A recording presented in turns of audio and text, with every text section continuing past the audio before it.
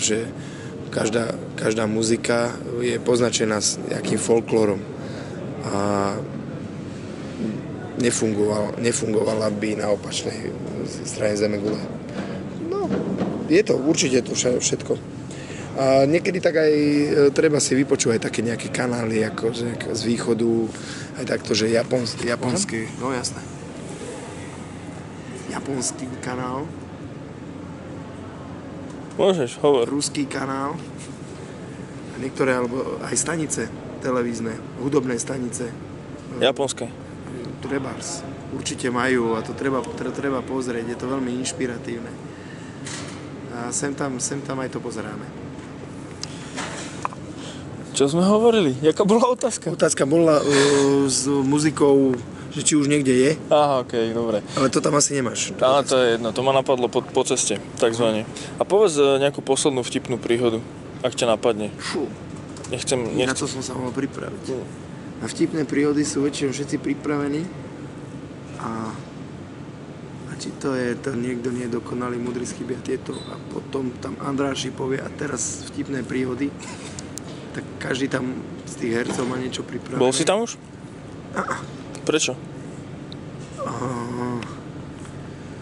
Lebo ani ma nevolali a nemám tieto vtipné príhody. Bez tých vtipných príhod tam nemôžeš ísť. Čo by si tam hovoril? To už či štyria povedia, alebo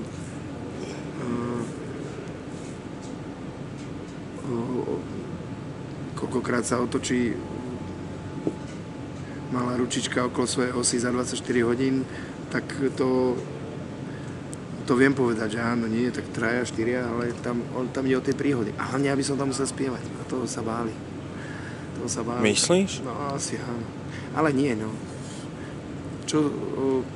Väčšinou tam ešte stále nie sme mainstreamová kapela. A väčšinou tam volajú mainstreamové kapely. A však to už nefunguje.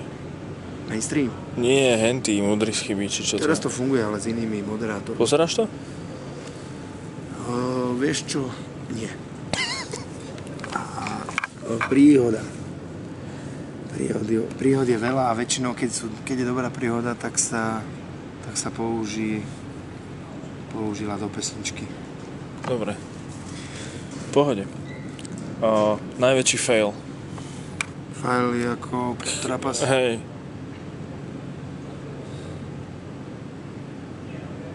Nestal sa ani nám, ale na našom spoločnom koncerte s kapelou Titanic v Bratislave, bývalom PKO. Okrem Titanicu a Orkyže Sliže tam hrali asi ešte 4 kapely. Taký minifest. Hrali sme predposledný a bolo to tak, kapela bola tak na vzostupe, tak ozaj sa to tam všetko hmírilo a všetko bolo super, parádne. Po nás išiel Titanic. Aha. My sme dohrali, bola pauza, zložili sa aparáty a spevák z Titanicu len tak pozrel spoza závesu ešte na našu poslednú pesničku, sme to pridávali. Videl tam tí ľudí, že výborné a povedali si, že nechajú ľudí trošku nažhaviť. No ale jak nechodili, tak ľudia si mysleli asi, že je koniec a odišli zo sály a potom sa išiel ten spevák tak pozrieť, že zbával len taký hlúčik odchádzajúci tak vzadu v dave. Tak rýchlo do šatne, že rýchlo, ľudia odchádzajú, rýchlo, že tam už nikto nie je. A co blbneš? Tam je jenom zvukař. Ty vole, Fajo, tam je jenom zvukař. Ďalší pozrieť cez záves. Rýchlo hodili tie gitary na seba, začali hrať. Po druhej pesničke ich pán ten organizátor ich vypol, že koniec, že 10 hodín. Neviem, čo sa vtedy ako do 10. hralo, alebo proste bola objednaná sála len do určitej doby. No a tak Titanic, no. Odtedy si hovoríme, že zažili sme potopenie Titanicu. Poznáš kapelu Titanic? Nepoznám. No, tak. Ale pozriem si. Určite. Nejaký nový album bude? Čo nový album bude, ale teraz sa už neponáhľame za albumami, už máme také 3 roky odstup tých a možno to predĺžime aj na viac rokov, lebo 150 pesničiek je moc. A musia prísť nejaké nápady. Rozumiem. Čo si o tom myslíš, že vlastne sa prestali úplne CDčka predávať a prešlo to na tento online biznis, alebo celé to nejako upadá? Čo s tým máš robiť proste? Niečo odíde, niečo príde, no. Tak odišli CDčka. Tak, jak odišli kazety, tak, jak predtým odišli tieto platne veľké. Tak prišli MP3. Ale si to trošku zabilo, ten biznis, či? Biznis. Biznis je široký pojem. Čo to zabilo? No tak zabilo to tých predajcov, tých CDčiek. Určite. V Nitre je len jedna predajňa. Hej. A nejaký príjem kapely ako takej? No príjem kapel. Alebo kapiel, hej. Tak kapela mala zmluvu s vydavateľstvom a vydavateľstvo, keď predalo CDčka, tak nejaké percenta z toho išlo kapele, keďže sa nepredávajú, tak a má kapela zmluvu s vydavateľstvom, tak dostáva menšie peniaze. Väčšinou kapely opúšťajú vydavateľstvo a vydávajú si to sami, lebo už keď sa toho predáva 10-krát menej, tak je dobré mať menšie náklady a nedeliť sa s nikým. To je váš prípad? To je náš prípad, no. My máme HS Records a vydali sme tam posledné 2 albumy. OK. Niekde som čítal možno kedysi strašne dávno, že vás niekde zakázali hrať niekde v Nových Zámkoch alebo kde to sa stávalo bežne? A tak my si, bežne nie, no, ale my si za to niekedy môžeme sami. My sme podcenili Veľký piatok. Chceli sme hrať na Veľký piatok. Aha. Na Slovensku. To bol konkrétne toto? Nie? Čadci, to bol Čadci. To bolo v Čadci. Tak nás samozrejme starosta odignoroval, postrál nám plagáty. Tak keď už sme taký národ, že to berieme moc vážne, tak netreba dráždiť hada bosou nohou a treba ísť hrať do Čiech. Tam si z toho nerobia nič. Čo tu dáme ešte také? Tam je taký album, že Alibaba 40 krátkych songov. A ja som čítal dneska to bio vaše, že to vzniklo za 5 dní. A je tam, ja si pamätám, tam je taká pesnička, že chalani, keď nechceme robiť tento album, tak ho nerobme. To je ako reálne, alebo niekto povedal, to bolo akože... Nie, to už ti na to nikto neodpovie, ale asi to nie je reálne, asi to... Okay. Asi po nejakej blbej pesničke zaznelo chalani, ale keď nechceme robiť ten album, tak ho nerobme. No celé to bolo také štúdiové, hej. Bolo tam asi 30 blbostí a možno 10 songov nejakých. Aj z tých 10 songov boli nejaké 3 dlhé a ostatné krátke, hej. Tak sa dá robiť. Veľa rozhovorov tam bolo, Kolotočár. Kolotočár je moja najobľúbenejšia. Ako keď chlapík, ktorý v strede zakázal v skúšobni kapelu, domovník, ktorý došiel do skúšobne a zrušil tam kapelu, že robí hluk. Aha. Vyhrážal sa im, že im vypne poistky, tak potom o ďalších 15 skladieb na nejakej súťaži Košický zlatý poklad, alebo čo, kde tam, zrazu niekto vypol poistky a to bol on. A tí zvukári pozerajú a rozprávajú sa, že čo sa stalo. To sa ten drbnutý Kolotočár napojil na tú rozvodovú skriň. Kolotočár odišli už. Jaj, tak potom to boli poistky. A došiel ten chlapík, že čo je páni, na volačo sme sa dohodli. Ty zapni, ty poistky. Takže to je debilina úplne, že z tohto máme veľkú radosť. Ako, proste tam sme si robili proste hocičo. To bola tá éra, keď prídeš do tej fázy, že ti ľudia zožerú všetko. No. Rozumiem. Ste veriaci? Ja mám sveté príjmanie. To znamená, že ako to vnímaš, myslím, sám ako to človek? Som kresťan, tak nie som moslim, tak som kresťan. No, či veríš Boha? To je taká otázka. Vieš čo? Toto je tak pre gladiátorov. Raz sme hrali s gladiátorom a tí sa o ničom inom nebavili, len o láske a o Bohu. Či je, či nie je, ale musí byť. A keď nie je, čo je potom? Musí. A potom sme tak zobrali na pivo toho ich technika. Pýtame sa, to oni stále takto? No oni stále takto. V aute furt, ako o ničom inom. A hovorím, no tak poď s nami, tak to bola taká šnúra, sme prvá a posledná s nimi, tak potom sme ho vozili a v aute a on takže no, asi by som sa mal vrátiť naspäť do gladiátoru, lebo teraz trochu sa vyčistiť. Zase u nás idú debaty zase o niečom inom. Akože či je porno lepšie s veľkými kozami alebo do ryti jebanie, hej? No tak chlapi sú v tomto veľmi neviem, jak sú na tom ženy, ale akože... Ešte horšie som počul. Ešte horšie. Od modelky naposledy, hej? Hej, ale chlapi sa dokážu baviť úplne akože o všetkom možnom, ale zase sme odbočili od Boha. No ak chceš, tak to dopovedz. Ja som myslel, že si to schválne dal takto. Neviem takto.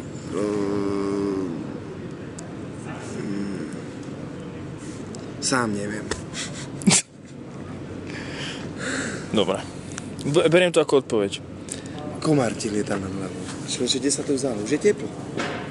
Že vraj má mrznúť teraz, či padať sneh, či čo. A čo oni zaspia potom? Počúvaj, a Palino, čo točil prvú platňu, s tým ste sa rozstretli? Podali ruku? Prvú platňu.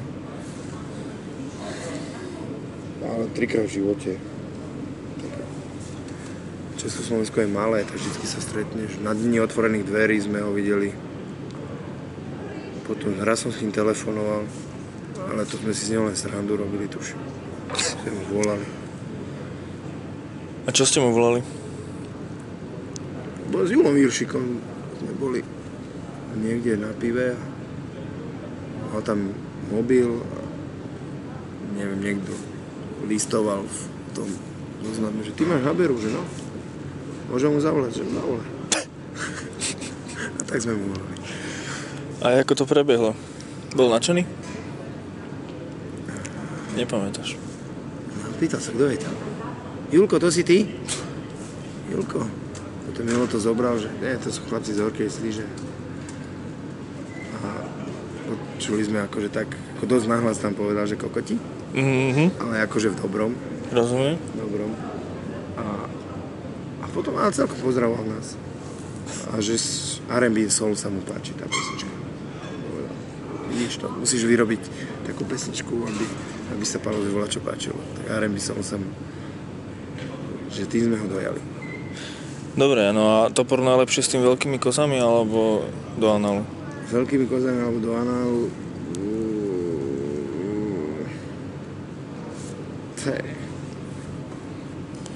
Veľkými kozami alebo do análu... Alebo tak môžeš povedať za kapelu, nemusíš za seba. Keby to bol akože nejaký problém, vieš? Sú na to väčší machrí, akože v kapele. Určite, že máme želiesko v ohni. Určite v našej kapele, ktorý je sexuolog po všetkých stránkach. Takže on by to vedel objasniť. Aj budeš menovať? To každý vie, ako ide. Dobre, tam sme dali tú pesničku Jebať a strašne sa tam veľa ľudí pýtalo, že na text. Že ja to môžem akurát tak jebať a... No, my to ideme dať, vlastne budeme to mať na kamerách a pôjde tam aj ten text. Okay, tak... A to je pesnička, to už bolo dávno. Vždycky, keď sme počuli, čo psuje, tak sme si tam v aute spievali toto, že jebať, ja to môžem akorát tak jebať. No a potom, keď nás volali tí Cyperčania, že ďakujem, že ste nás zobrali, ale že poďte si s nami zaspievať, ja som na to povedal, že moja angličtina je úplne zlá. A ale že dokážeme nejakú pesničku prerobiť do slovenčiny a táto sa nám celkom hodila. A z tej prvej vety vlastne vyšiel námet, že všetci do mňa budú teraz jebať, všetci do mňa naokolo jebú, komentáre Facebooku a webu. A je to celé o hejterov vlastne, že aj s tvojimi hejtermi, s tými tvojimi hejtermi Materi už niekam chodí a nikdy sa nevracaj. Ale nie je tam ako, no to je jebať, je tam, to je veľký vulgarizmus, ale potom sme sa už snažili to tak, že tam sme speli, že pádaj hneď Materi do díry. Tam sme to už už ten koniec sme tak zoslušnili, akože, lebo sa nám to ako zdalo, že toho na začiatku to strašne zo samopalu, tých vulgárnych slov vypadlo, tak potom sme to už len čisto tak akože slušne dojazdili tú pesničku. A som rád, že napríklad aj Bejzo do toho išiel. Úplne super. Myslím, že tie kapely, čo sú so slížmi, tak sa od nás nakazili tými somarinami. Že robia s nami tie somariny a to je dobré. Na Facebooku od čitateľov máme nejaké otázky. Som ešte 3 zastihol, nemám tu telefón, takže ďalšie nepozriem. A to už jedna bola z týchto?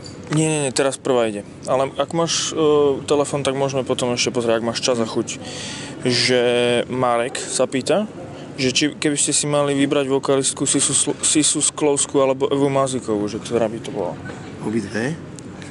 Obliekli by sme ich ako matriošky. Dali by sme im na hlavu tie také, čo majú tie ruské bárišne. Dali by sme im tie biele šatky. Tie malinké také. No, jak oni tak tancujú. A to by nám robili na pódiu. Že by mali veľký úspech. Ale aj by spievali pri tom. Určite by aj spievali pri tom. A zase by všetci povedali, že bol som na slížoch. A Máziková so Sklovskou, jak dve ruské bárišne tancovali pred nimi, super paráda. Bol som milo prekvapený. Bomba. Druhá je, že koho budeš voliť, ale to neviem. Že Fica nebude. Počkaj, ešte raz? Fica nebude. A to je nič. A že koľko cukru ide do palaciniek?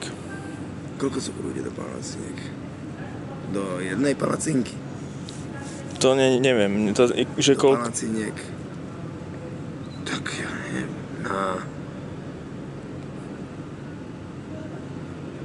Na liter cesta 4 lyžičky. OK.